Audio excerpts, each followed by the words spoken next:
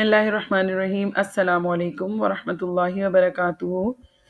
आज की वीडियो में हम वाहिद और जमा के बारे में सीखेंगे। वाहिद इस्तेमाल होता है एक चीज़ के लिए, जबकि जमा का इस्तेमाल होता है एक से ज़्यादा चीज़ों के लिए।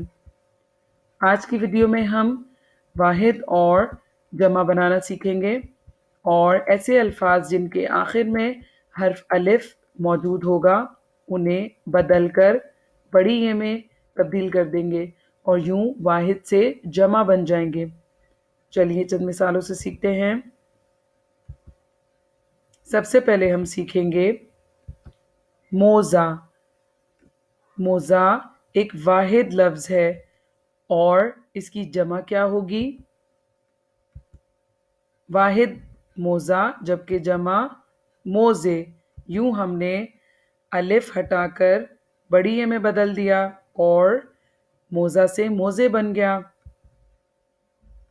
क्या आप जानते हैं मुर्गा की जमा क्या होगी? जी बिल्कुल, मुर्गा की जमा होगी मुर्गे।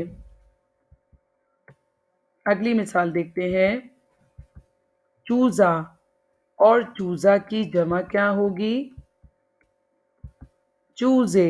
यूं हमने अलिफ हटाकर बड़ी ये में बदल दिया और जमा बन गया। आखिरी मिसाल में वाहिद लफ्ज़ है जूता, जबकि जूता की जमा होगी जूते। मैं उम्मीद करती हूँ आज की वीडियो से आप वाहिद जमा अच्छी तरह समझ चुके होंगे। अगली वीडियो तक के लिए जज़ाकल्लाह खैर।